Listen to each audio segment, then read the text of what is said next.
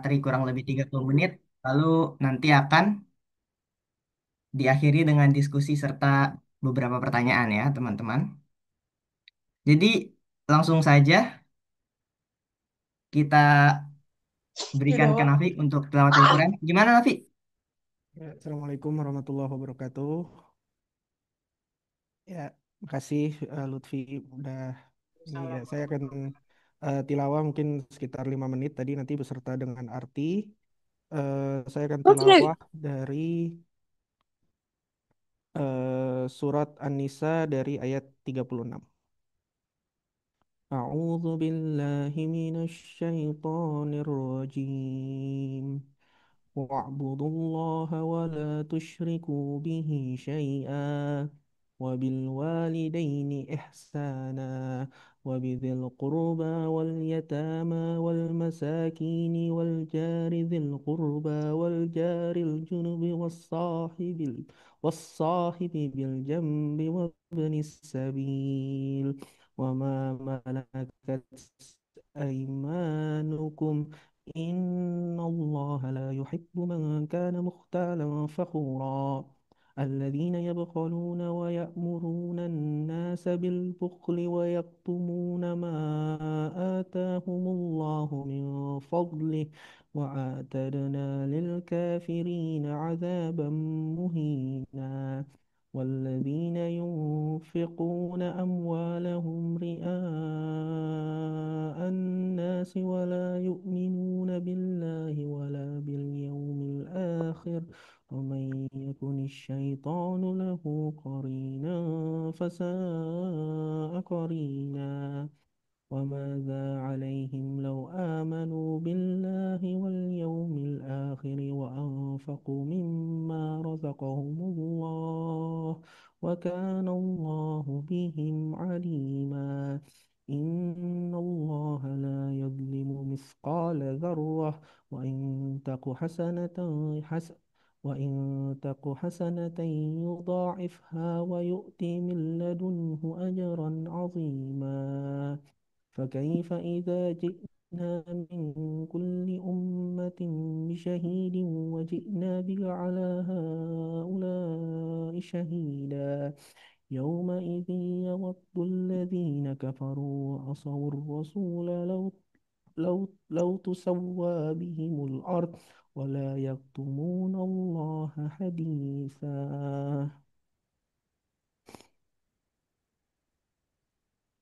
Sembahlah Allah dan janganlah kamu mempersekutukannya dengan sesuatu pun. Dan berbuat baiklah kepada dua orang ibu bapak, karib kerabat, anak-anak yatim, orang-orang miskin, tetangga yang dekat dan tetangga yang jauh, dan teman sejawat, ibnu sabil dan hamba sahayamu. Sesungguhnya Allah tidak menyukai orang-orang yang sombong dan membangga-banggakan diri,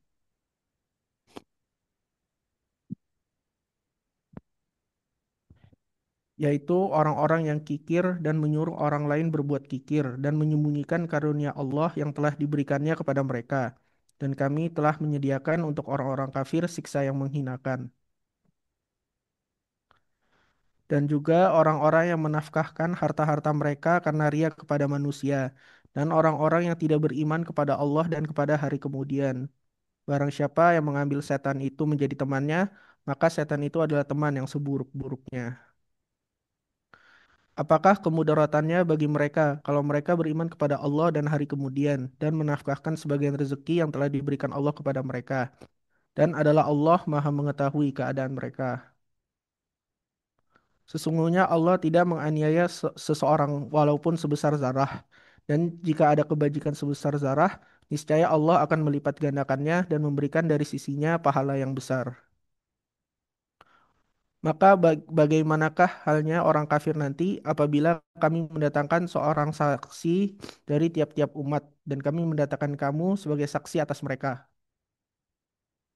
Di hari itu orang-orang kafir dan orang-orang yang mendurhakai Rasul ingin supaya mereka disamaratakan dengan tanah dan mereka tidak dapat menyembunyikan dari Allah sesuatu kejadian apapun. Sadaqallahul azim dan maha benar Allah dengan segala firman-Nya. Ya, terima kasih. Cukup dari saya mungkin dikembalikan ke moderator. Assalamualaikum warahmatullahi wabarakatuh. Waalaikumsalam warahmatullahi wabarakatuh. Ya, terima kasih Saudara Nafi. Sebuah bacaan yang indah. Jadi sebelum kita masuk ke materi, saya pengen ngobrol sebentar tentang materinya.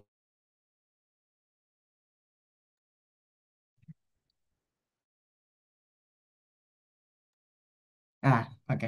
Tiba-tiba pindah sendiri. Nah, kita kan tahu ya, beberapa kadang tuh kita di sini tuh di negara minoritas itu Muslim tuh sangat sedikit. Dan kadang beberapa orang tuh kurang tahu juga gitu, kurang kenal dengan Islam. Jadi kita sebagai warga Muslim di negeri minoritas itu juga mempunyai tugas untuk mengenalkan Muslim kepada tetangga-tetangga kita.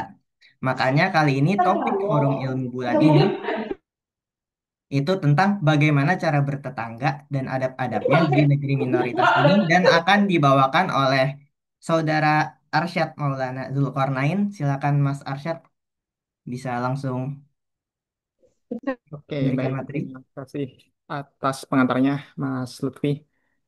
Luar biasa sekali antusias teman-teman di sini. Ya, lebih dari 300 orang yang bergabung. Eh, Ternyata generasi muda kita sangat antusias dengan belajar ya. Luar biasa sekali. Ya, tapi posisi saya di sini tentu bukan sebagai ustadz, bukan sebagai guru gitu ya. Tapi eh ya saya eh, cukup sebagai orang yang berpengalaman saja di Korea Selatan nih, di sebuah negara minoritas Muslim itu ya. Eh, dan saya di sini sudah 3 tahun dan ya kurang lebih sudah ada pengalaman lah dalam berinteraksi dengan orang Korea, dengan tetangga dan juga di dunia profesional juga begitu ya. Eh, jadi apa yang saya sampaikan di sini ya disclaimer dulu ya. Ini dari sudut pandang saya, dari observasi saya, dari pengalaman saya, dari wawancara saya dan insya Allah mungkin didukung dengan data-data berdasarkan riset ya yang saya cari.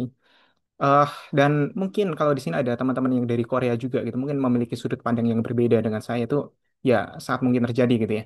Jadi ya misalkan ada yang salah ya mohon dimaafkan dan apabila ada yang berbeda eh, dengan yang terjadi di lapangan dengan pengalaman teman-teman yang sudah mungkin bahkan lebih berpengalaman dari saya di Korea ya bisa kita diskusikan gitu ya dan misalkan ada data ya bisa di-share ya. Oke, jadi oh ya, pengenalan singkat. Saya Arsyad Maulana Dzulkarnain. Bisa dipanggil Arsyad. Saya di sini sebagai mahasiswa PhD ya. Integrated sebenarnya S2 S3. Eh, saya sudah 3 tahun, ini masuk tahun keempat. Saya studi di sebuah universitas yang namanya University of Science and Technology, UST. Dan institusinya di Kigam. Jadi saya researcher sekaligus student. Eh, hmm, Riset saya kurang lebih soal kimia, hidrometeorologi begitu ya. Spesifiknya tentang recycling, ya, resource recycling. Oke, saya mau tahu dulu dong di sini yang uh, ma- mahasiswa ya ada berapa orang nih? Bisa mungkin uh, chat di grup, chat di ini apa? Ini saya masih tadi kayak oh masya Allah, ada lagi, oh ya mahasiswa. Oh, banyak yang mahasiswa ini. Hmm, Alhamdulillah ya. Eh, Oke, kalau di Indonesia saya dulu di ITB ya di Bandung, S1-nya di Teknik Kimia. Mungkin ada yang sama juga. Ya, salam kenal. Oke, mungkin langsung aja ya. Mungkin kalau kenalan satu-satu ya banyak yang ada di ratusan. Oke, kita mulai dari Korea Selatan ya sebagai negara minoritasnya. Meski judulnya itu bertetangga di negeri minoritas, ya tentu kita tidak akan membahas semua negeri minoritas gitu. Saya terutama ya sebagai yang sharing di sini ya menggunakan Korea Selatan saja ya sebagai sampel ya, yang eh, negara yang saya tinggali sekarang gitu. Yang belum tahu ya Korea Selatan itu eh, di sini ya di petanya dan di utaranya itu ada Korea Utara dan bersebelahan dengan Jepang di sebelah timurnya dan di baratnya itu di Cina. Jadi ketiga negara ini tuh hubungannya unik nih. Jadi apa ya istilahnya segitiga kebencian gitu ya. Saling tidak suka gitu ya. Korea Selatan tidak suka dengan Jepang, Jepang tidak suka dengan Korea Selatan tidak suka dengan Cina, Cina juga tidak suka dengan Korea Selatan. Terus Cina juga tidak suka dengan Jepang, Jepang juga tidak suka dengan Cina gitu. Jadi ya menarik lah. Terus ini kok tiba-tiba ada garis nih. Jadi secara agama di sini didominasi oleh ateis, tidak beragama. Eh, Kemudian yang paling mayoritas dilihat dari agamanya itu budaya, karena eh, ya sudah mereka sudah punya sejarah yang panjang ya, menyebar dari Cina kemudian sampai di Korea dan selain Buddha, filosofi atau filsafat yang sampai ke Korea juga ada namanya Konfusianisme, itu nanti bisa kita bahas sedikit. Kemudian Protestan dan Katolik itu menyebar ketika pasukan sekutu itu membantu Korea ya. Tapi by, by general ya, secara general Korea itu kebanyakan tidak beragama, itu 43,3%. Dan meskipun apa ya mereka secara keturunan itu Buddha gitu ya, mungkin secara status itu Buddha, tapi by filosofi, secara keyakinan mereka sebenarnya tidak percaya juga sih. Jadi ya kita bisa bilang mereka mayoritas ateis. Secara latar belakang itu Korea Selatan itu sangat dipengaruhi sama Konfusianisme ya, Konfusianisme. Ini menyebar dari Tiongkok, Cina. Eh, Pertama kali muncul di Cina itu abad ke-6 sebelum Masehi. Kemudian kapan menyebar ke Korea Selatan itu tuh kurang diketahui dengan pasti ya. Tapi ketika pertama kali menyebar ke Korea Selatan itu kurang apa ya, kurang mendapat minat gitu ya. Sampai yaitu diterapkan oleh para scholar ya, para pelajar. Kemudian apa itu namanya? Mereka mendirikan sekolah mereka masing-masing gitu ya, hingga akhirnya itu menyebar ke masyarakat, menyebar ke sistem pemerintahan gitu ya. Jadi Konfusianisme ini eh apa ya? Mungkin kita tidak mengenal sebagai agama gitu ya. Itu lebih ke sistem keyakinan, sistem filsafat gitu. Tapi bisa dianggap agama juga ya. Karena eh Konfusianisme ini ada hubungan juga dengan leluhur gitu ya. Mereka mempercayai arwah leluhur gitu. Mereka mempercaya pemujaan terhadap leluhur gitu. Karena memang di Konfusianisme ini tujuan utamanya adalah membangun struktur sosial gitu. Dan penghormatan terhadap orang yang lebih tua itu sangat penting di dalam Konfusianisme. Makanya penghormatan terhadap leluhur itu juga salah satu bagian dari Konfusianisme gitu. Eh, Kemudian kalau dalam dibuat satu kalimat gitu ya, kebijaksanaan dalam Confucianisme itu bisa dilihat di poin pertama. Jangan melakukan sesuatu hal kepada orang lain di mana perbuatan serupa tidak kamu inginkan dari mereka atau perlakuan di baliknya. Jadi intinya kalau kalau kalian tuh tidak suka diginiin sama orang lain ya jangan mengginiin orang lain begitu. Intinya seperti itu. Terus berbagai hubungan di sini dikenal ada 5 hubungan ya yang diajarkan di Konfusianisme. Tuh. Hubungan dalam pemerintahan itu penguasa menteri, hubungan ayah anak, hubungan suami istri, hubungan kakak adik, dan hubungan pertemanan. Jadi memang fokusnya di struktur sosial gitu. Dan eh, yang apa ya pengaruh yang luar biasa kuat dari Konfusianisme ini di Korea itu di pendidikan gitu. Jadi pendidikan itu pengetahuan itu dijunjung tinggi di Korea Selatan. Makanya kenapa Korea Selatan itu sangat eh, apa ya menjunjung tinggi science and engineering, saintek itu karena pengaruhnya bisa ditarik ke belakang hingga sebelum Masehi ya. Kan itu karena pengaruh dari Konfusianisme. Karena mereka sangat mengagungkan pengetahuan, mereka sangat menjunjung tinggi pendidikan gitu. Makanya ya saintek itu sangat luar biasa di sini. Berbeda halnya dengan seninya atau lebih generalnya hiburan gitu. Kayak penyanyi, kemudian ya penghibur seperti itu ya, atau mungkin teater itu sebenarnya mereka dulu dipandang rendah gitu di dalam sistem Konfusianisme gitu. Nah, baru sekarang-sekarang ini ya berubah kayak mulai populerkan K-pop, kemudian drama dan sebagainya begini. Padahal mereka dulu di sistem Konfusianisme itu dipandang rendah dan mereka itu sekadar penghibur bagi para scholar, bagi para pelajar. Jadi secara general eh, Korea ini ya meski apa itu istilahnya dunia hiburan itu sudah semakin eh, meningkat, itu tetap pengetahuan itu yang menjadi nomor satu gitu. Dan kalau kalian lihat pembagian perekonomian, pembagian sumbangan ekonomi di Korea gitu ya, yang paling tinggi itu masih perusahaan-perusahaan teknologi itu, Samsung, Hyundai, kemudian eh, ada SK gitu. Itu yang menyumbang paling tinggi gitu. Iya dan sebagainya gitu. Sementara kalau dilihat ternyata industri hiburan itu presentasinya masih sangat rendah gitu. Kayak BTS itu menyumbang 0, sekian persen gitu. Jadi ya jangan kaget lah karena memang di sini tuh pengetahuan itu dijunjung tinggi. Kemudian berpindah dari latar belakang yang sudah sangat panjang, misalnya kita beralih ke era modernisasi ya. Eh, Korea ini dulu dijajah sama Jepang sejak tahun berapa ya? Ya, awal-awal abad 20, 19-an, tahun 19-an itu mulai dijajah sama Jepang dan merdekanya itu pada tahun 1945.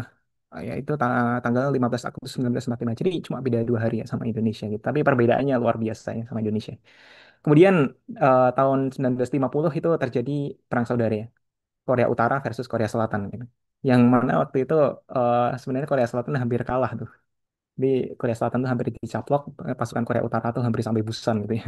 Ya, Busan kan paling selatan tuh, pantai selatan. Di Korea Utara ya, pasukannya sudah bergerak hampir sampai sampai selatan gitu. Nah, baru di saat itulah ya sekutu Amerika dan sekutunya itu ya mau turun gunung gitu ya, maksudnya ikut membantu gitu ya. Mereka nggak mau lah proksinya itu dilahap gitu sama komunisme ya. Makanya di sini tentara Amerika pada mulai masuk tahun 1950 dan disinilah Kristen itu mulai menyebar ya. Makanya banyak yang jadi Kristen di sini beralih dari Buddha menjadi Kristen ya tahun 1950 itu. Kemudian kalau dilihat dari grafik ini eh, pertumbuhan ekonomi Korea Selatan itu mulai melesat mulai tahun 1980 ya. Dulu tuh ya 1980 ke belakang itu masih di bawah eh, GDP dunia ya dan sekitar 1985-an itu mulai menyusul mulai di atas GDP dunia dan itu luar biasa ya itu karena profesionalisme kerja mereka yang luar biasa dan mereka juga sangat taat aturan itu sangat taat kepada pemerintah gitu. Ketika pemerintah dulu itu eh, membuat aturan ya nggak boleh punya anak lebih dari satu ya mereka anaknya cuma satu gitu nggak nggak terus lebih gitu ya. Nah ya mereka taat aturan lah karena kondisi ekonomi juga mereka dulu sangat buruk begitu ya. Tapi perkembangannya sangat signifikan sekali, eksponensial. eh Oke, mungkin kita masuki ranah sosial. Kita coba bandingkan dengan apa yang terjadi di Korea dengan apa yang terjadi di Indonesia, gitu ya. eh Ya, kita mungkin banyak lihat meme-meme di internet gitu, kayak betapa buruknya lah kehidupan sosial di Indonesia gitu, betapa julidnya tetangga gitu, berapa eh, orang tuh suka mengurusi urusan orang lain gitu ya. Dan bahkan ketika di media sosial tuh muncul kasus dari selebgram atau dari artis tuh langsung menutupi kasus-kasus politik yang lebih penting gitu ya. Karena ya gitulah orang Indonesia. Tapi sebenarnya orang Korea ini punya banyak ya kemiripan dengan orang Indonesia. Mereka ramah, murah, senyum gitu ya. Kayak orang Indonesia aja gitu. Bertegur sapa juga. eh, Kita di kantor juga saling menyapa gitu. Kalau ada eh, profesor ya kita ngangguk gitu. Terus penghormatan kepada yang lebih tua. Sama juga kan kayak di Indonesia ya ini juga eh, pengaruh dari Konfusianisme itu tadi. Dan ya ini sangat terasa ketika ada apa itu namanya profesor dari Eropa yang ke sini. Waktu itu saya bertemu dengan profesor dari Prancis yang datang ke institusi saya gitu ya. Ya, eh, dia merasa berbeda ya budaya antara Korea dengan Eropa gitu, dengan Prancis gitu. Kalau di Korea itu misalnya ada profesor di dalam lab, di dalam kantor itu jadi pada diem gitu. Jadi kayak eh, hormat gitu, nggak berani bicara gitu ya. Sementara kalau di Eropa katanya ya kayak ya friendly aja gitu, kayak teman aja ya profesor tuh. Jadi nggak ada tingkatan yang tua yang muda yang gimana gitu. Mungkin di Eropa eh, ya dilihatnya dari profesionalitas saja yang nggak ada struktur sosial seperti itu gitu. Berbeda dengan halnya di Asia ya. Sama seperti di Indonesia di Korea tuh struktur sosialnya ya sangat jelas lah. Yang tua, yang muda, eh, laki-laki, perempuan, suami, istri begitu. Terus Korea itu juga eh, mereka apa ya? menganggap keluarga itu sebagai sesuatu yang penting juga, dan ini juga tidak lepas dari pengaruh Konfusianisme itu tadi. Uh, dan bisa kalau kalian kesini mungkin di tempat di taman-taman atau di tempat hiburan gitu ya banyak keluarga gitu ya, suami istri dengan anaknya atau bahkan kakek nenek gitu yang sudah tua gitu masih romantis gitu kayak dengan tangan gitu. Terus toleransi antar sama itu juga sangat baik gitu. Karena di sini kita sebagai muslim ya, itu sangat dihargai gitu ya. Ya mereka nggak minta kita buat terus melepas jilbab gitu. Terus kalau kita uh, sholat juga uh, dibolehkan gitu ya. Dan ya mereka nggak sulit lah kayak terus tidak terus mendiskriminasi gitu ya meski kita uh, memiliki budaya yang berbeda gitu. Terus ternyata Korea juga individualismenya rendah. Eh, Ya, jadi negara yang maju itu individualisme itu cenderung tinggi ya. Kita bisa lihat dari Amerika, kemudian Eropa, Australia itu kalau dilihat dari indeks individualisme itu tinggi gitu. Bahkan Cina sama Jepang itu juga eh, sudah agak tinggi. Tapi berbeda dengan Korea gitu.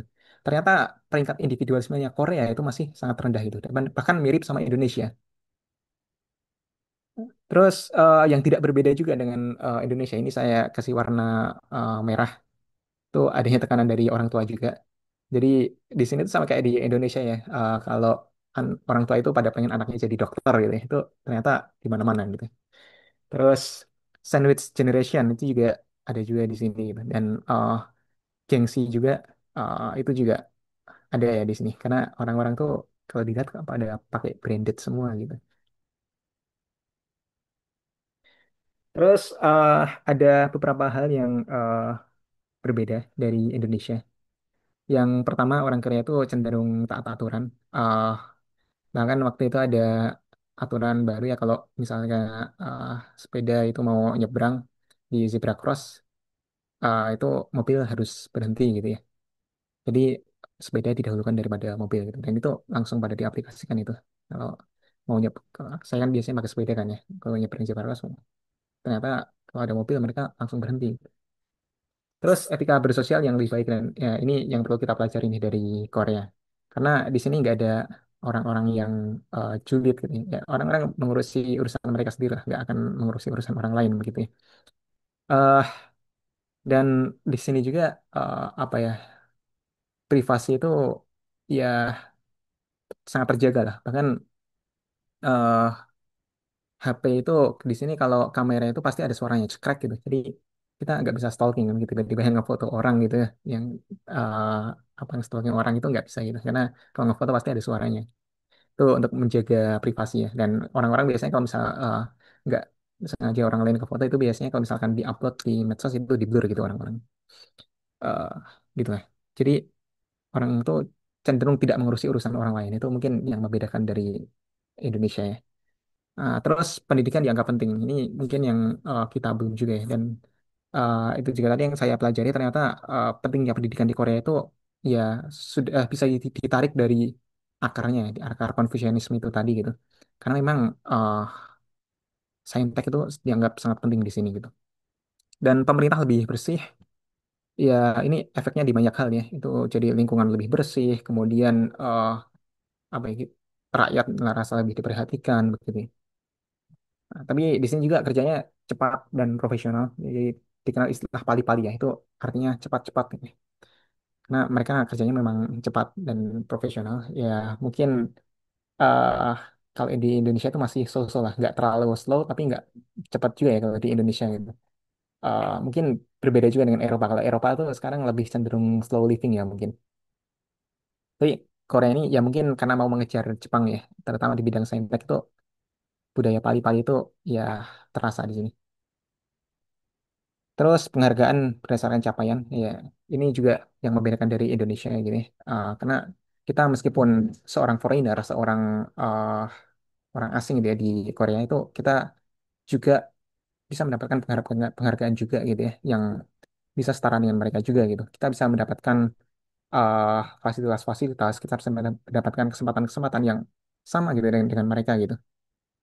eh Ya mungkin ini masih sulit di Indonesia ya, apalagi di Indonesia itu budayanya sangat circle gitu ya, kayak pakai orang dalam banget gitu.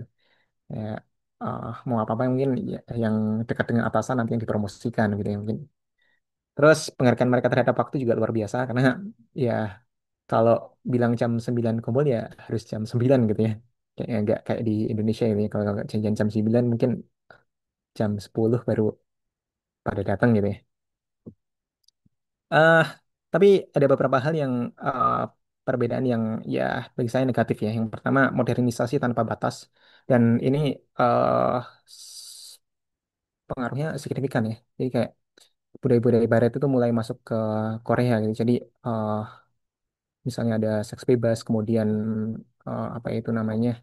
Ya mereka eh, party-party gitu, kayak orang Eropa itu juga menjadi budaya juga gitu di sini gitu. Kemudian mereka juga nasionalismenya cenderung rendah gitu ya. Kayak kalau di Indonesia kan kita kayak cinta tanah air gitu. Terus kalau apa itu namanya hari kemerdekaan ya upacara itu panas-panasan gitu. Kalau di Korea tuh liburan ya udah liburan. Hari kemerdekaan tuh ya liburan aja gitu. Mereka jalan-jalan aja gitu, nggak peduli gitu. Mau hari apa hari kebangsaan apa gitu, mereka juga kan peduli gitu. Mereka juga jalan-jalan sama teman aja gitu, naik gunung atau apa gitu. Nggak ada upacara-upacaraan. Terus yang terakhir yang jelas itu kurangnya spiritualitas ya karena ya memang di sini mereka secara general itu kan eh, tidak percaya dengan Tuhan gitu ya. Dan karena mereka apa ya mungkin sangat rasional gitu ya. Tadi yang diyakini dan Konfusianisme itu yang mereka menyembah leluhur itu kan juga tidak bisa dibuktikan secara ilmiah kan ya. Jadi ya by default mereka jadinya ateis gitu ya. Jadi dari persamaan dan perbedaan tadi kita bisa menarik kesimpulan bahwa kesamaan Indonesia dengan Korea Selatan itu eh, cenderung terletak pada kecenderungan sosial ya, kecenderungan interaksi sosial. Dan perbedaannya itu tertumpu pada sikap individu. Sikap individu ini sangat berpengaruh ya, misalnya dalam kehidupan sosial aja, sikap individu yang tidak mengurusi urusan orang lain gitu. Ya. Kita menghargai orang lain gitu. Ya. Eh, di sini bahkan rumah itu ya sangat kedap suara lah. Jadi kalau kita nyetel musik di dalam ruangan kita, di dalam kamar kita, ya nggak akan kedengaran sampai keluar gitu ya. Jadi berbeda dengan Indonesia yang tetangganya nyetel dangdut itu langsung kedengaran dengan keras gitu ya, sama rumah sebelah gitu. Itu dalam bersosial. Kemudian sikap individu misalnya dalam profesionalisme itu juga yang saya bilang tadi pali-pali itu kerja cepat dan profesional itu kan juga sangat berpengaruh ya pada perkembangan ekonomi gitu. Juga sikap profesional sikap individu di dalam pemerintahan gitu ya. Pemerintahan yang jujur, kemudian pemerintahan yang apa itu namanya mengusahakan untuk rakyatnya dengan semaksimal mungkin itu kan juga berawal dari sikap individu yang baik ya. Jadi eh, sikap individu ini yang kita bisa bilang akhlak ya dalam Islam itu mereka luar biasa dan itu ternyata membawa dampak yang signifikan ya bagi pertumbuhan Korea itu dari segi saintek, dari segi profesionalisme, dari segi ekonomi, dari segi sosial, dari segi pemerintahan itu banyak banget yang sangat bertumbuh pada sikap individu masing-masing. Jadi ini eh, apa dampak dari akhlak yang baik ya di Korea. Kita bisa melihat suasana kota yang bersanding dengan lingkungan yang bersih begitu. Kemudian kita memiliki sistem transportasi yang memadai, sangat bagus, sangat integrasi gitu ya. Terus kita memiliki eh, sistem yang menghargai orang lain gitu ya. Menghargai perempuan yang sedang hamil, menghargai lansia, menghargai orang yang disabilitas dan sebagainya itu luar biasa di sini. Terus kemudian kita memiliki eh, universitas-universitas yang ranking internasionalnya sangat tinggi begitu ya. Dan bahkan eh, riset and development mereka sangat signifikan ya perkembangannya bahkan menyusul Jepang kalau dilihat dari grafik ini. Terus yang terakhir ini kita juga mendapatkan birth card ya. Jadi di sini kalau misalkan hamil itu kita langsung mendapatkan apa itu namanya?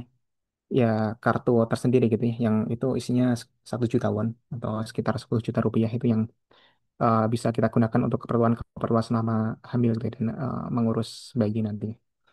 Itu jadi luar biasa lah di sini sistemnya. Dan ya dengan sikap yang baik tadi ya kita juga bisa mendapatkan tempat tinggal yang aman dan tenang ya. Berbeda kayak Indonesia tadi yang digambarkan banyak tetangga yang julid gitu ya. kemudian lingkungan yang toksik gitu. Di Indonesia kan banyak seperti itu. Dan alhamdulillah ini tidak terjadi di Korea. Tapi kemajuan di Korea itu bukan tanpa konsekuensi ya, karena kita bisa lihat di sini. Di grafik yang di kiri ini, teman-teman bisa lihat kalau penduduk di Korea itu pada tahun 2024 tahun lalu itu didominasi oleh orang umur 50-an nih, umur 50 sampai 60 yang mendominasi. Jadi generasi tuanya sangat banyak. Kemudian yang eh, lahir sangat sedikit ya.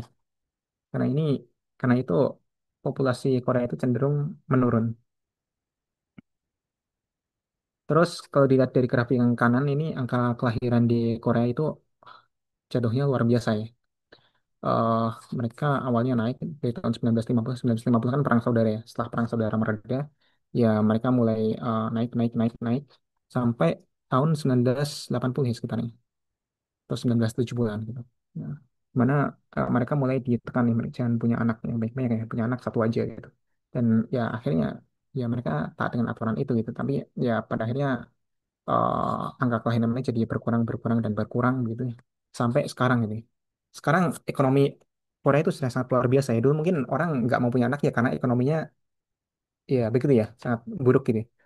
Tapi sekarang ketika ekonominya sudah sangat membaik, ekonominya sudah sangat maju gitu ya, di atas rata-rata dunia, bahkan Korea juga masih takut punya anak gitu ya. Jadi sampai sekarang pun angka kelahiran mereka masih berkurang gitu ya. Dan ini yang menjadi concern di Korea di dalam pemerintahan juga gitu. Jadi di sini tuh banyak dibangun fasilitas-fasilitas untuk keluarga itu, taman-taman dan tempat-tempat hiburan gitu itu untuk keluarga sangat banyak itu. Kemudian ya kita mendapatkan birth card itu biar orang termotivasi untuk memiliki anak itu. Tapi bahkan dengan semua itu, semua yang disediakan, ya orang Korea masih nggak mau punya anak gitu ya. Dan ya ini nanti kita akan bahas penyebabnya ya kenapa ini. Terus, hmm, Selain itu Korea juga punya masalah lain. Kalau teman-teman lihat di sini, bunuh diri itu ternyata menjadi penyebab kematian terbesar di usia 4 bulan di Korea. Di 2817 itu hanya dalam 1 tahun. Itu orang di usia 40-an, yang di bawah 40 pasti ada juga gitu. Terus ya kematian yang lain itu ya ini masih bisa dimaklumi lah. Tapi suicide dengan angka 2.817 ini sangat besar ya. Indonesia saja tadi saya lihat datanya dari tahun 2013 sampai 2023 ya, sekitar 10 tahun itu masih 2000 gitu. 2100 ini itu dalam sekitar 10 tahun ya, 10 atau 12 tahun lupa tadi. Jadi sangat kecil di Indonesia. Jadi meski kita merasa kayak eh, kita merasa oh, Korea tuh sangat bahagia gitu, sangat maju gitu, ya. Tapi ternyata mereka punya kasus bunuh diri yang sangat besar gitu. Sementara kita yang merasa kayak kita selalu ditekan gitu. Kita pemerintah kita nggak bersih nih, lingkungan kita nggak bersih nih. Tapi ya kita ternyata bersyukur bersyukur aja gitu dengan semua itu gitu. Dan kita ternyata kasus bunuh diri itu jauh lebih rendah daripada Korea Selatan.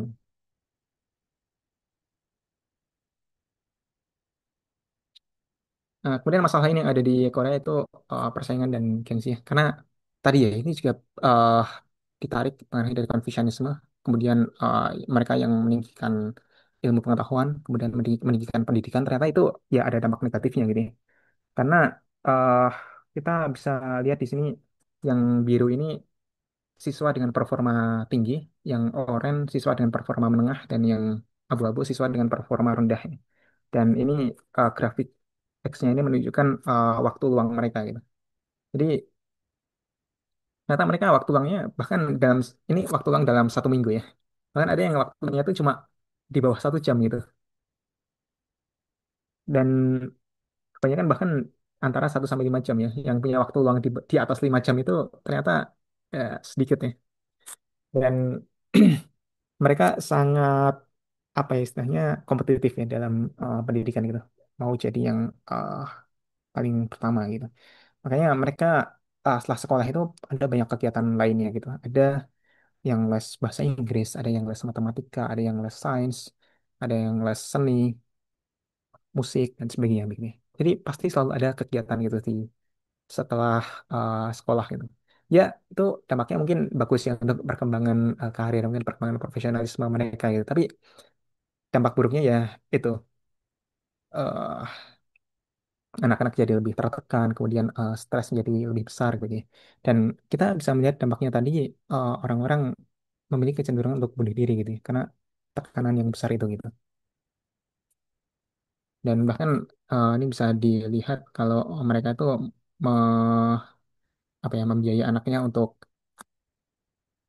uh, mengikuti pendidikan di luar sekolah itu sangat besarnya. Itu yang paling rendah aja ini di SD itu 437.000 won ya. Ini bulanan ya. Ini berarti 5 juta lah, sekitar 5 juta. Tuh 740.000 won ini berarti sekitar ya 8 juta ke atas. Nah. Jadi mereka sangat invest kepada anaknya. Tapi uh, bahkan dengan semua ini pun uh, apa ya beberapa dari mereka ya bisa dibilang menyesal ya. Ini mungkin ya saya baru dengar dari profesor lah yang udah tua, umurnya sekitar 60-an gitu ya. Jadi katanya di golongan orang-orang tua, orang-orang yang lanjut usia itu mereka apa ya ada istilah menyesal lah menyekolahkan anaknya gitu. Kenapa? Karena ternyata orang-orang Korea itu meski tadi saya bilang gitu ya keluarga itu penting gitu ya, tapi karena pengaruh modernisasi itu ternyata semakin meredup gitu ya. Ternyata pengaruh liberalisme dari Barat itu sangat besar di sini. Pengaruh modernisasi sangat besar. Karena itu ya salah satu teman kami di Korea juga mengatakan bahwa eh, yang paling penting bagi orang Korea itu uang gitu, material gitu. Ya secara normatif mungkin kalau ditanya mereka akan bilang keluarga itu paling penting. Tapi itu normatif aja gitu. Secara dasarnya, secara keyakinan mereka uang masih memegang yang nomor satu gitu, yang paling penting. Dan itu sama masalahnya. Jadi apa yang diceritakan kepada saya dari profesor itu eh, biasanya orang-orang itu pada membiayai anaknya mahal-mahal sekolah, kemudian les sampai kuliah itu. Dan ketika mereka sudah mendapatkan posisi yang tinggi, mereka sudah menjadi kaya ya istilahnya. Kemudian mereka lupa sama orang tuanya gitu. Kemudian mereka tinggal terpisah, bahkan nggak ketemu selama puluhan tahun gitu. Dan juga ada kenalan ada kakek-kakek di depan di rumah depan itu yang dia udah ya nggak ketemu anaknya puluhan tahun lah, sangat lama ya. Jadi itu salah satu masalah di Korea gitu. Orang-orang pada lupa sama orang tuanya gitu. Makanya tadi ada istilah dari profesornya orang-orang tua itu pada menyesal gitu menyekolahkan anaknya tinggi-tinggi. Nah ini kasusnya sama kayak kasus lansia kakek-kakek yang ada di depan rumahnya saya. Itu ya banyak lansia yang kemudian sendiri gitu. Bahkan ketika naik bis ya dari Seoul ke Daejeon itu biasanya kalau orang tua kan dituntun gitu ya, apalagi yang udah pakai tongkat gitu.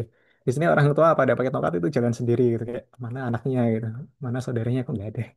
Tapi kalau di Indonesia kita masih ya peduli lah ya kepada keluarga kita, kepada orang tua kita gitu. Tapi di sini kok orang udah setua itu kayak cuma jalan sendirian malam-malam gitu.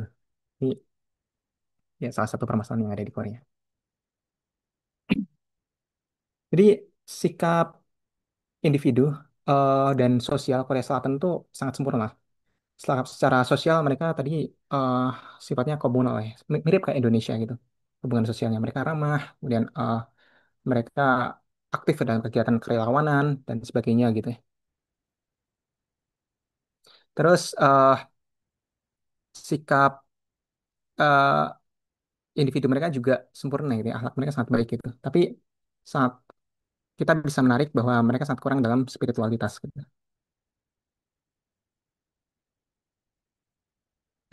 Oke.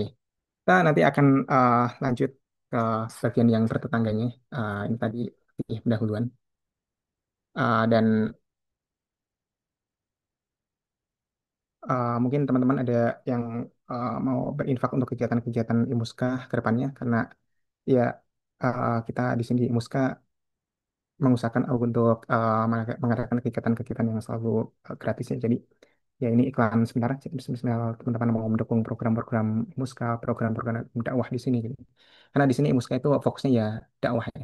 Kita eh, berusaha pertama kita berusaha menjangkau sesama Muslim ya, karena tidak semua Muslim itu apa itu namanya sadarnya dengan nilai-nilai Islam. Kemudian sebisa mungkin kita juga menjangkau orang-orang Korea di sini. Jadi uh, di Muska ini jadi wadah dakwah yang luar biasa ya bagi komunitas Muslim di Korea. Jadi ya tentunya kita akan butuh dukungan dari banyak pihak, dari teman-teman juga secara individu, dan kita kadang juga mendapatkan donasi juga dari uh, organisasi-organisasi, instansi KBRI gitu ya. Tapi ya kita menerima apa itu namanya dukungan dari semua pihak lah.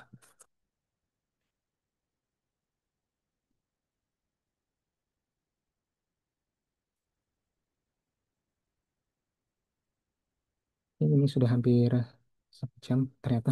Oke, kita lanjut ya. Oke, tadi eh, pengenalan tentang Korea. Eh, Lanjut mengenai bertetangga ya. Oke, bertetangga sebagai jalan dakwah. Ya. Kemudian pertama saya mau mengenalkan urgensi dakwah dulu. Jadi ada 3 surat di sini yang saya jadikan landasan. Yang pertama Al-Imran ayat 104. Dan hendaklah ada di antara kamu segolongan umat yang menyeru kepada kebajikan, menyuruh kepada yang ma'ruf dan mencegah dari yang mungkar. Mereka adalah orang-orang yang beruntung. Kemudian An-Nahl ayat 125, serulah manusia kepada jalan rohmu dengan hikmah dan pelajaran yang baik, dan bantahlah mereka dengan cara yang baik. Kemudian Al-Qasas ayat 87, dan serulah mereka ke jalan rohmu, dan janganlah sekali-kali kamu termasuk orang-orang yang mempersekutukan roh. Jadi ini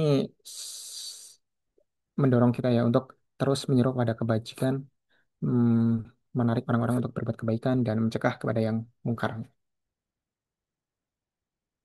Inilah pentingnya dakwah di Korea. Jadi eh banyak ulama yang mengatakan bahwa dakwah itu wajib ain.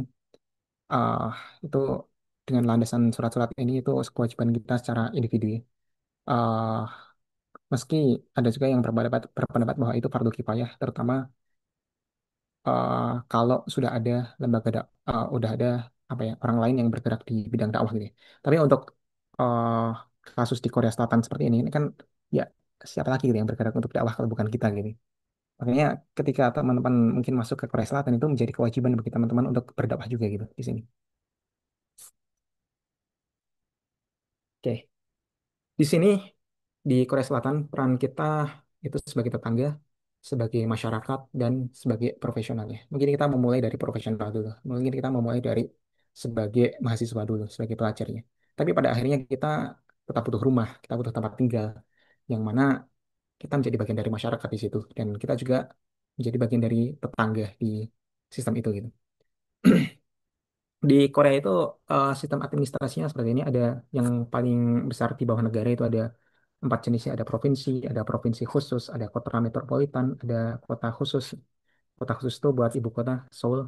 Terus metropolitan itu untuk kota-kota besar kayak Incheon, Daejeon. Saya di Daejeon sekarang. Itu namanya Gwanggyeongsi. Kemudian di bawah ini ada yang namanya kota dan distrik. Kalau di bawah provinsi itu namanya kota sih. Kalau di bawah kota metropolitan itu namanya gue. Kalau di tempat tinggal saya namanya Sogu. Kemudian ada jalan raya atau dero, ini sistem alamatnya. Kemudian ada jalan kecil, ro, dan ada gang, hill. Dan dimanapun kita berada, di dunia profesional, di kampus, di institusi, juga di dalam masyarakat, kita di sini membawa nama Islam ya. Kita membawa nama Islam, kita membawa nama Indonesia gitu. Jadi apapun yang kita lakukan itu hitungannya dakwah gitu. Profesionalisme kita yang dilakukan itu juga dakwah. Eh, Bagaimana kita bersikap di masyarakat itu juga termasuk dakwah gitu. Karena kita memperkenalkan wajah Islam gitu. Kita nggak bisa bilang kalau belajar Islam nih, kalian baca Quran lah, kalian harus baca hadis lah. Nggak bisa gitu.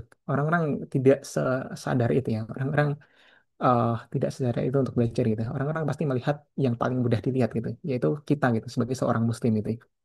Kita di sini bersikap bertindak sebagai perwajahan Islam gitu, di Korea Selatan ini. Karena itulah kita berperan sebagai ambassador of Islam. Nggak hanya di Korea Selatan ya, di manapun gitu, bahkan di Indonesia juga kita harus selalu menjaga akhlak kita gitu ya. Karena gimana pun orang yang tidak mengenal Islam itu pasti melihat Islam itu dari kita, dari sikap kita gitu. Oke, karena kita membahas soal bertetangga di negara minoritas, tentu kita membahas bagaimana adab kepada non-Muslim. Gitu ya. Di sini ada dua hadis nih yang bisa kita jadikan landasan, yang hadis dan ayatnya. Yang pertama dari uh, ayat Al-Quran, Allah tidak melarang kamu untuk berbuat baik dan berlaku adil terhadap orang-orang yang tidak memerangimu, karena agama tidak memerangimu karena agama dan tidak pula mengusir kamu dari negerimu. Sesungguhnya Allah menyukai orang-orang yang berlaku adil. Ini perintah bagi kita untuk berlaku adil kepada semua orang, ya, termasuk kepada non-Muslim, terutama jika mereka tidak memerangi kita ya dan tidak mengusir kita begitu. Terus dari hadis riwayat At-Tirmizi, kasihilah orang-orang yang berada di atas bumi, misalnya dia Allah yang berada di atas langit akan mengasihi kamu gitu. Dan ini berlaku secara general ya. Ketika kita membahas suatu hadis atau ayat gitu, kita ya melihat kalau tidak ada kasus yang khusus, kita melihat kasus yang general gitu. Mungkin ini konteksnya tidak secara khusus bagaimana bersikap kepada orang Korea, bagaimana bersikap kepada orang Muslim, bagaimana bersikap kepada orang non-Muslim itu. Nggak seperti itu, tapi kita menggunakan bagaimana bersikap kepada manusia di atas bumi secara general gitu. Jadi di sini jelas perintahnya bahwa kita harus mengasihi semua orang di atas bumi begitu ya. Baru pengecualian nanti ya ada perintah untuk perang dan sebagainya itu untuk orang-orang yang memerangi kita gitu. Tadi sempat disinggung bahwa Korea itu individualismenya rendah gitu dan bisa kita lihat di sini kalau Korea Selatan itu eh, masih merah ini sama kayak Indonesia yang artinya mereka di eh, skornya itu dari 0 sampai 25 gitu. Berbeda dengan Jepang gitu ya, yang udah oranye itu berarti mereka berada di peringkat 26 sampai 50. Jadi secara individualisme Korea masih mirip-mirip dengan Indonesia ya. Mereka lebih bersifat eh, apa itu namanya komunalisme ya. Namun ternyata ada dampak dari komunalisme ini ya. Jadi eh, orang kita mungkin tidak akan bisa membaur sedekat itu ya dengan Korea gitu. Karena ya sikap komunalisme mereka gitu. Mereka punya circle mereka sendiri gitu ya. Dan mereka akan bersikap ramah dengan sesama gitu. Dan mungkin keramahan itu akan berbeda dengan kita sebagai orang asing ya. Otomatis karena mereka punya circle sendiri, orang asing akan punya circle sendiri kan.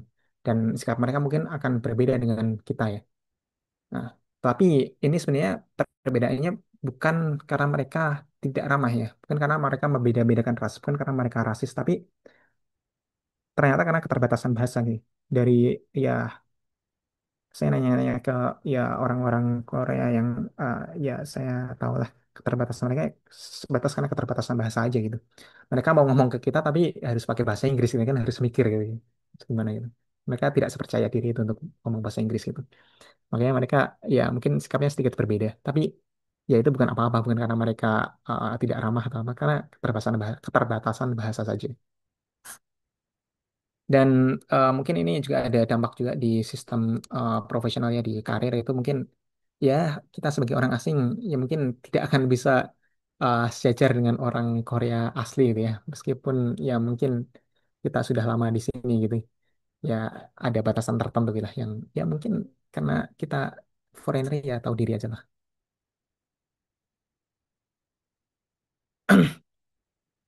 Bagaimana kita bersikap kepada orang Korea itu kan kita sebenarnya sudah memiliki budaya yang mirip ya. Kita memiliki struktur sosial yang mirip. Kita memiliki interaksi sosial yang mirip gitu.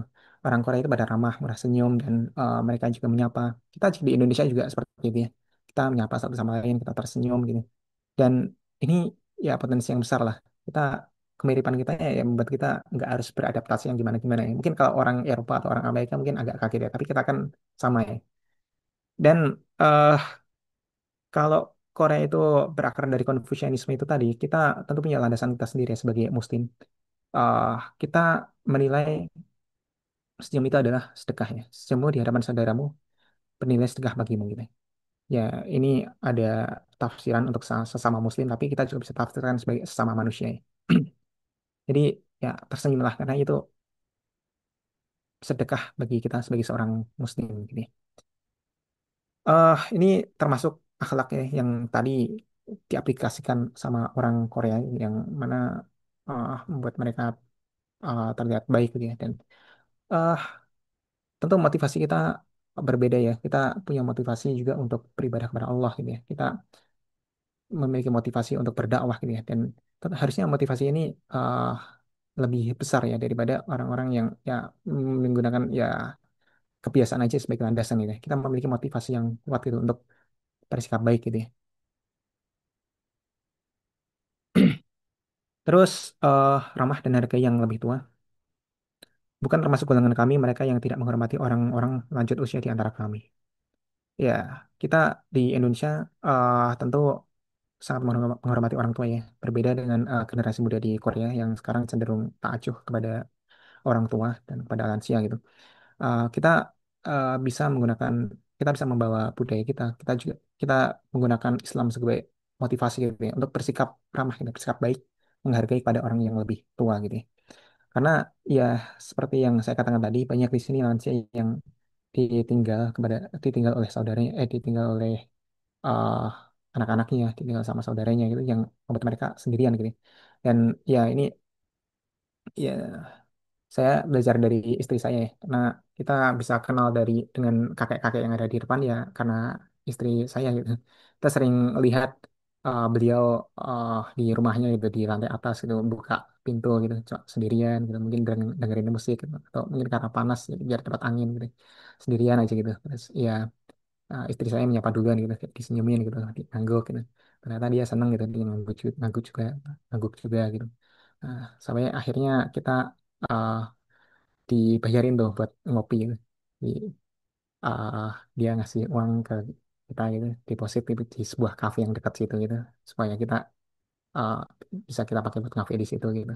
Dan akhirnya kita ketemu juga itu di kafe di situ dan beliau cerita banyaknya ya. Ya, itu tadi kita jadi tahu kalau beliau punya anak, kemudian anaknya pada pergi, sudah lama nggak ketemu gitu. Jadi ya sedih lah kalau didengarkan.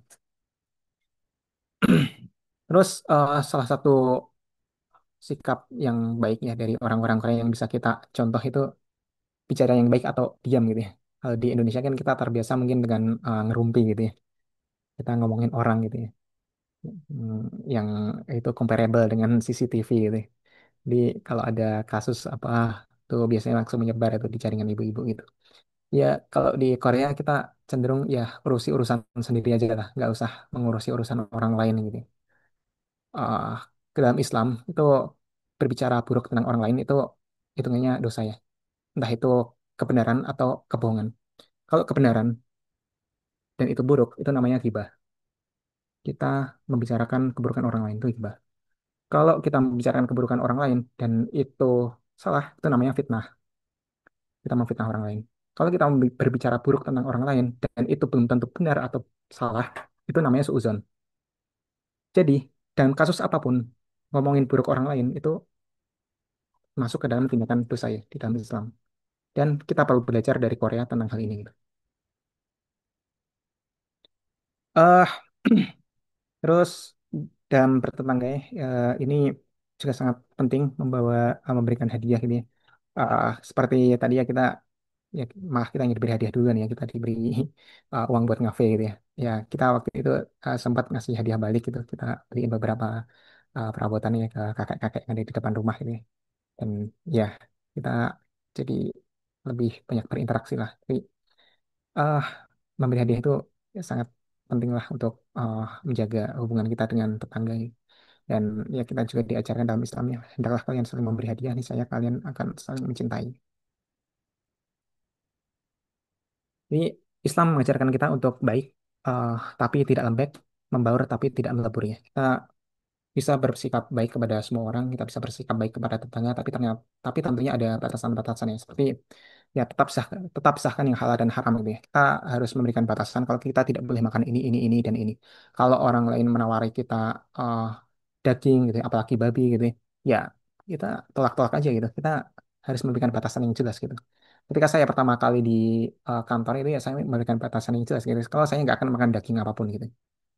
Ya, teman-teman pasti tahu kan kalau ya daging itu belum tentu halal gitu. Ada 4 hal yang pasti haram di dalam Al-Quran. Yang pertama babi, eh, bangkai, darah, dan daging yang disembelih tidak atas nama Allah ini. Itu di surat Al-Maidah itu empat hal itu yang jelas haram gitu. Jadi kalau ada daging dan itu belum tentu halal ya itu kita tolak saja. Kemudian tidak membungkuk apalagi bersujud kepada manusia. Iya di Korea ini sayangnya kalau sapaan itu membungkuk gitu.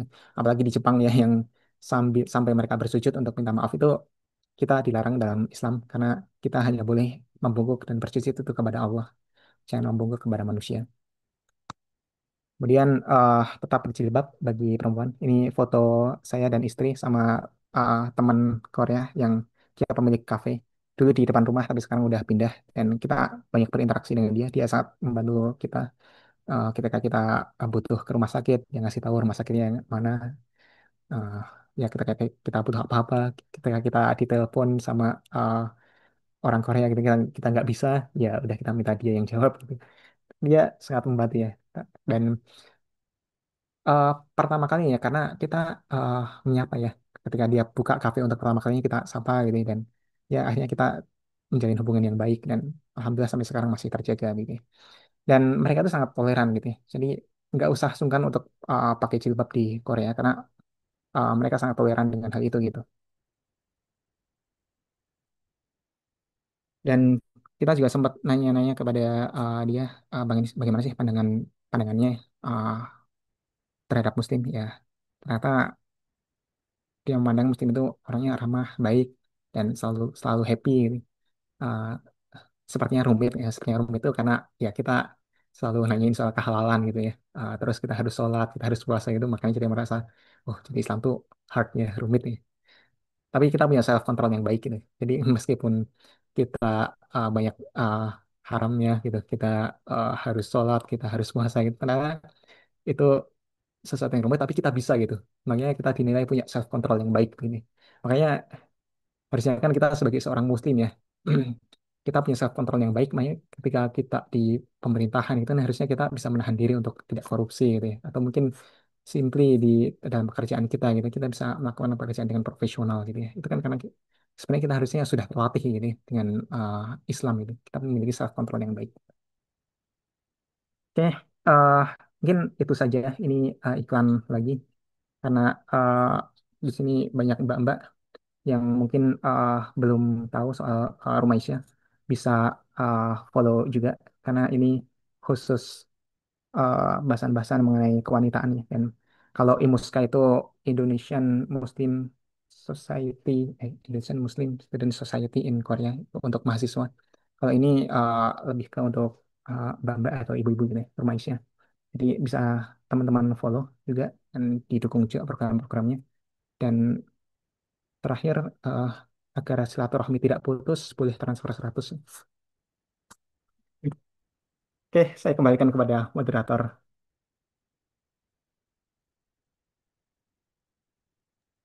Baik, terima kasih. Materi yang luar biasa tentang bertetangga di Korea. Jadi teman-teman jangan lupa berinfak ya untuk program kami di Muska. Semoga kita bisa memberikan pesan-pesan Islam kepada seluruh Korea tentu saja. Ya, baik ke sesi diskusi. Jadi ini ada titipan pesan dari teman saya, Mas. Tadi DM, Oh ya. Hmm. dia nanya, gimana nih cara kita berdakwah kalau misal ilmunya tuh rasa-rasa masih kurang gitu, Mas. Jadi Hmm, secara minimum-minimum apa yang bisa kita lakuin, terutama yang bisa ditunjukkan ke orang-orang yang sekitar kita gitu, orang-orang Korea di sekitar kita. Gimana, Mas? oke, oke. Ya, pertama tadi ya, kita perannya di sini sebagai eh, seorang Muslim ya, sebagai ambassador of Islam ini. Dan tidak tidak ada kata terlalu sedikit ilmunya. Kita pasti sedikit-sedikit pernah belajar lah, setidaknya di sekolah lah. Kita pasti belajar soal akhlak gitu. Dan itu yang Hmm. pondasi yang paling penting gitu ya. Karena kita di sini berdakwah dengan sikap, kita bersikap baik kepada tetangga begini, kita bersikap profesional itu kan uh, bermula dari akhlak ini.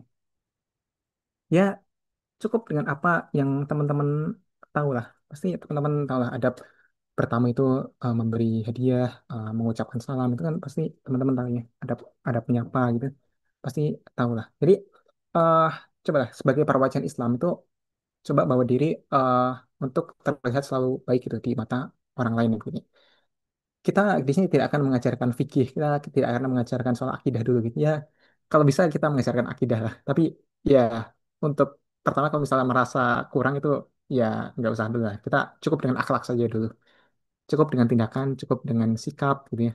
Cukup dengan kata-kata yang baik gitu ya. Ya kita kadang-kadang diskusi juga ya sama yang punya kafe itu tentang Islam ya. Kita mungkin ngobrol-ngobrol tentang fikih, tentang keyakinan kita gitu ya. Ya itu sedikit-sedikit lah yang teman-teman pasti ya tahu lah. Misalnya Allah itu satu gitu. Itu kan sesuatu yang jelas gitu ya. Kita meyakini bahwa Tuhan itu hanya satu itu kan sesuatu yang jelas gitu. Itu soal akidah ya. Soal fikih ya teman-teman pasti punya dasar ya.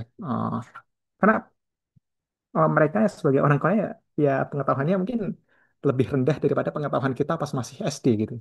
Jadi apa yang teman-teman pelajari ketika SD ya itu bisa selalu selalu dibahas gitu. Dan ya tentunya kita harus selalu belajar ya, kita harus selalu menambah ilmu kita gitu. Pasti ilmu teman-teman dibandingkan ketika masih SD dulu pasti jauh lebih banyak ya sekarang. Tapi itu masih tetap perlu di-upgrade dengan akan kajian-kajian. Kemudian kalau kita di sini di Korea itu ada yang namanya FGD ya, Forum Group Discussion. Itu program IMUSKA juga. Kita setiap pekan itu sharing-sharing seperti ini, tapi secara offline gitu ya, dengan teman-teman di grup FGD.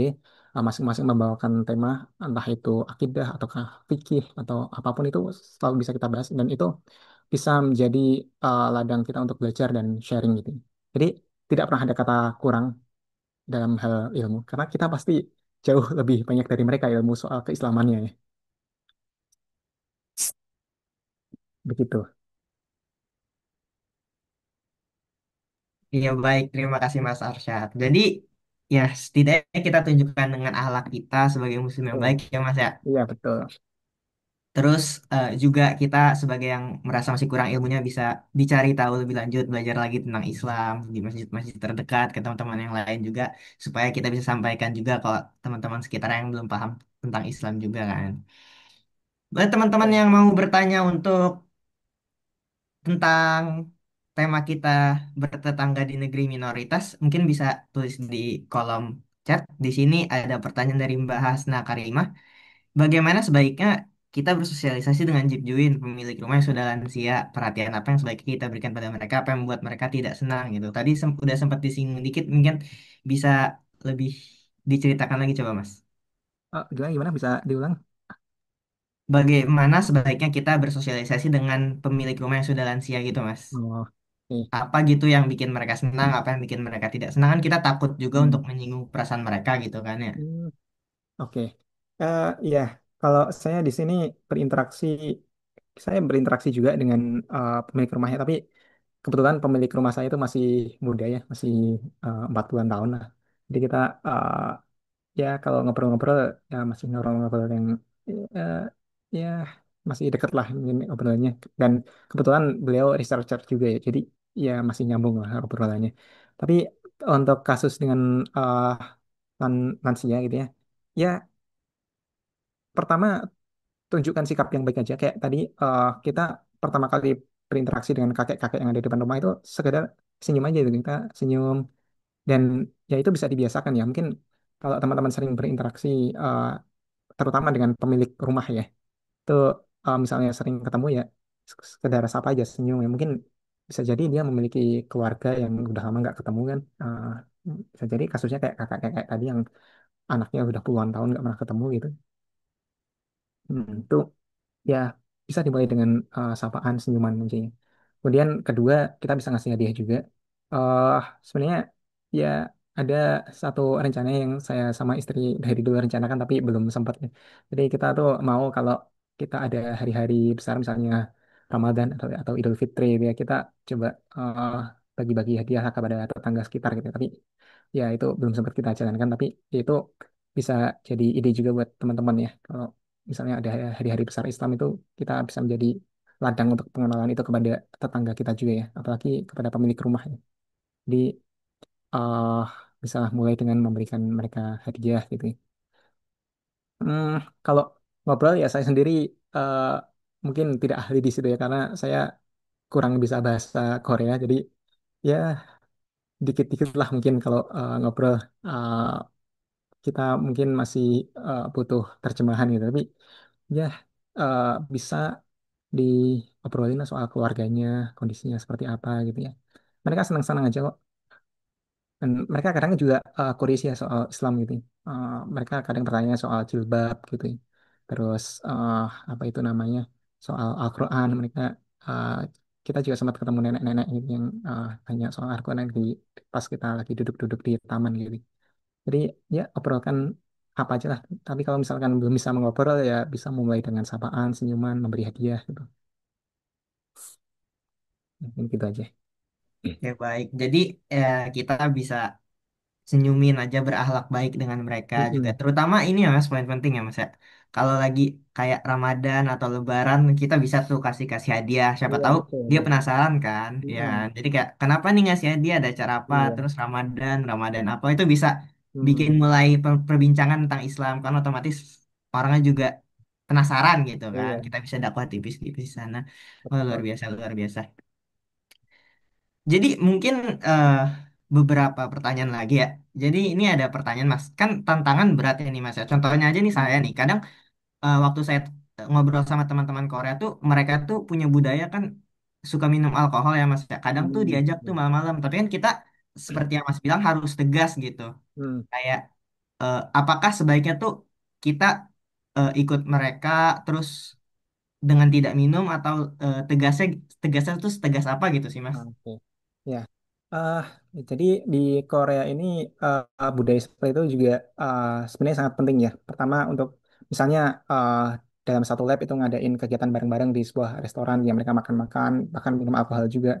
Tapi ya itu untuk membangun hubungan ya dengan teman selab, dengan profesor itu sangat penting ini karena memang itu ajang networking dan bagaimana membangun hubungan di Korea. Jadi eh itu sesuatu yang penting lah. Eh dan kita boleh ikut di acara-acara seperti itu, nggak masalah. Ya, kita tinggal nggak usah ikut makan aja gitu. Kita bisa bawa makanan dari luar, kita bisa minum minuman lain, kita bisa minum air putih aja itu nggak masalah. Tapi ya kita bisa ikut mereka dalam berinteraksi nih. Saya juga kadang di Kigam ada ya acara-acara kumpul-kumpul gitu ya. Eh ya saya ikut aja. Biasanya mereka eh, ngadainnya ya kayak di tempat all you can eat gitu ya dan di sini kan tempat all you can eat kebanyakan makan babi gitu ya udah nggak masalah ikut aja di situ gitu kita bisa bawa makanan dari luar kita bisa ikut ngobrol ketawa-ketawa bareng gitu itu kan membangun relasi ya membangun hubungan itu sangat penting bagi ya secara antar manusia secara general dan di Korea itu juga hubungan seperti itu sangat krusial ya. Terutama ya mungkin ketika membangun networking dan membangun karir nantinya itu sangat penting. Jadi nggak masalah kita ikut kumpul-kumpul seperti itu, tapi ya kita memberi batasan kita nggak akan ikut makan. Kita cukup makan makanan yang kita bawa sendiri aja gitu. Itu batasannya cukup di situ aja gitu. Oh baik, terima kasih. Jadi kita harus tolak secara halus juga dan beberapa Hmm. kayaknya orang Korea juga udah paham-paham gitu kan lumayan ada toleransi gitu dari orang Iya. Koreanya sendiri. Oh, oh ya, ini di Korea sendiri sebenarnya juga sudah diajari soal agama-agama. Jadi mereka di sekolah tuh diajari ada agama uh, Kristen, Katolik, Buddha, Islam gitu ya. Dan mereka juga mulai tahu nih soal halal itu apa gitu. Dan Muslim itu perlu makan-makan halal, mereka juga sudah tahu gitu. Makanya ketika kita ditawarin kayak gitu, kita cukup minta maaf kita Muslim, kita nggak bisa makan itu nggak masalah itu. Mereka sangat toleran.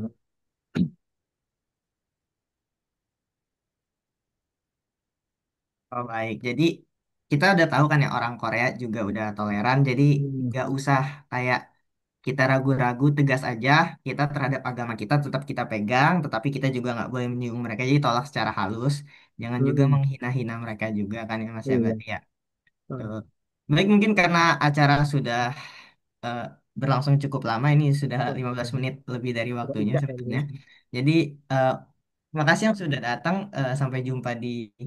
Ya. Oh ya, untuk pertanyaan-pertanyaan yang lain, mohon maaf Ya, belum mohon bisa maaf. kejawab semuanya Saya ya. banyak yang tanya nih. Banyak banget pertanyaannya ini ya. Ini juga ramai nih, ada 400 Hmm. peserta. Jadi mungkin saudara Fari bisa foto-foto dulu. Silakan Fari.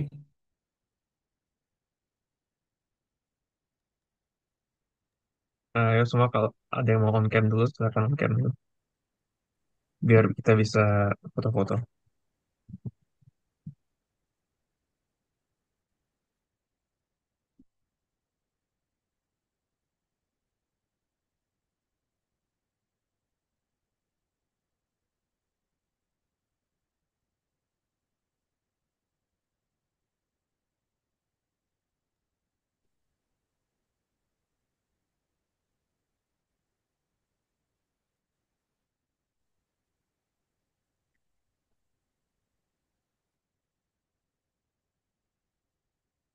Ya, aku ambil dulu ya fotonya.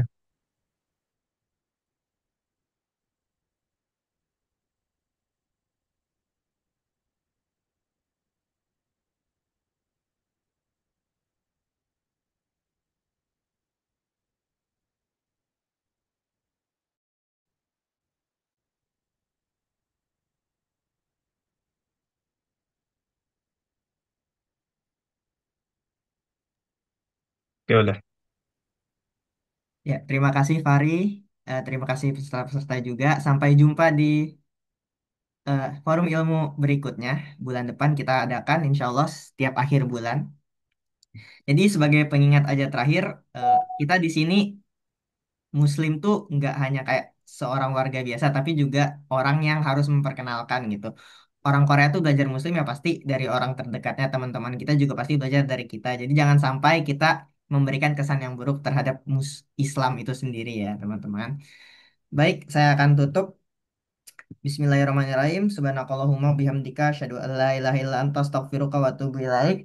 Eh, Sekali lagi terima kasih bagi yang sudah menghadiri. Terima kasih semuanya. Saya pamit undur diri. Terima kasih juga untuk narasumber Mas Arsyad Ya, Maulana Zulkarnain dan terima kasih kepada eh, Nafi Abri Samsuling yang sudah membantu saya mengaji dan Fahri juga.